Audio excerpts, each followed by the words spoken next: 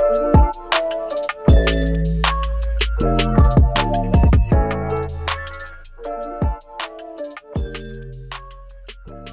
the day, Mike's from my neighborhood, and I was a dude that I wasn't having it. You know what I mean? Like, I was just solid like that at that age.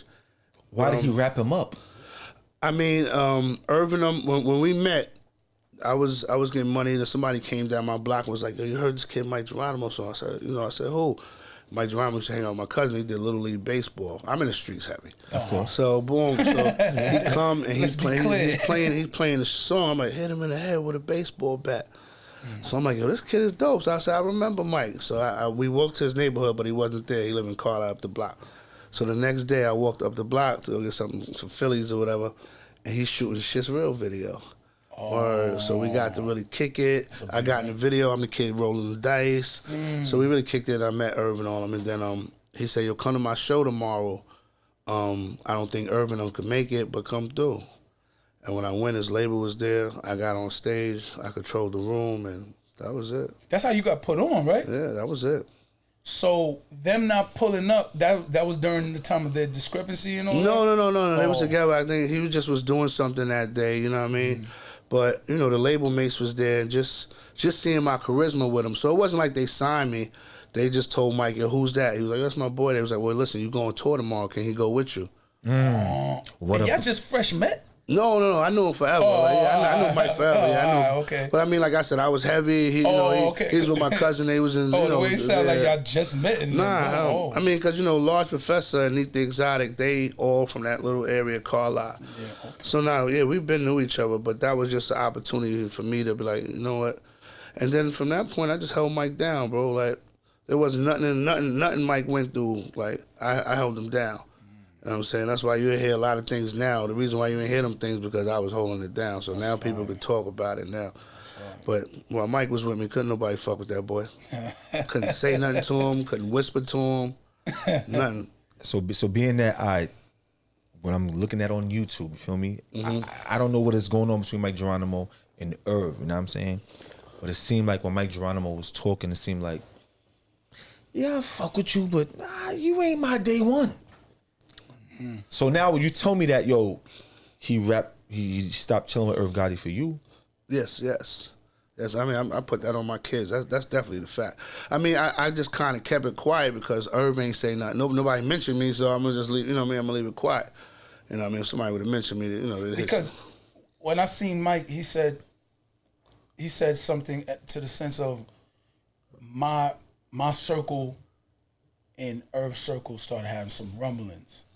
And now making it more clear you're that circle. Was there little issues on the sideline? Your set wasn't fitting? No, we didn't even care. We just was happy to be there. But I guess the type of energy we was giving off was just a lot. You know what I mean? For someone that's trying to go a right path, we doing all the wrong shit. Yeah. You know what I'm saying? There's not a show, like, I had got Mic Geronimo banned from doing shows because every show I punch somebody in the face. You know what I'm saying? Like, you from the original era. That's the era that counted. My nigga, like, nah, no guns, I knock you out. You know what I mean? Then fuck it, we brawl. We just brawl. But yeah, I was on that type of time with Mike, man, so nobody damn sure didn't mention me, involve me with none of that, man. But were you there the legendary Tunnel Night with Tupac? Yeah, I was there. You was there? I was there. When, like, holding it down? Because trying to start with him, right? At that point, I was in there with a couple of street dudes, Old Dirty Bastards manager, Bo and Lee. Okay. It was like these two Chinese, it was dope. So I was in there with them. Mike was still kind of like messing, they was just, I'm already in the streets, but Mike was just messing with him. Okay. But me and Mike ain't kick it or nothing like that yet. You know what I'm saying? This was before they even got to me. Shit's Real's already out. And they doing anything. They doing anything. Shit's real. Okay. I got you. Did you ever come across like Preem and did it ever get that thick? Like, of course. I mean, past tense. But I was like, a little nigga that. Yeah. I got you. But let's get to you with the music now. Getting on that stage, ripping it. That's what opened the door for the labels to say go on tour. But going on tour doesn't necessarily mean you get a deal and all that. You know what I mean? It don't. It just there wasn't like fly niggas with jewelry and all that with swagger. You know what I'm saying? It was either you was a tough DMS or Onyx or something, you know, something strong, or you was just too smooth. Okay, like Mike and Nas, they like, you know, what's up? You know what I mean? But real nice at that shit, but laid back. I got you. But then it wasn't a guy like me that's fly, but still zoning and wilding the fuck out that got personality, you know what I mean? Like, it was either Old Dirty Bastard, but you getting something really crazy.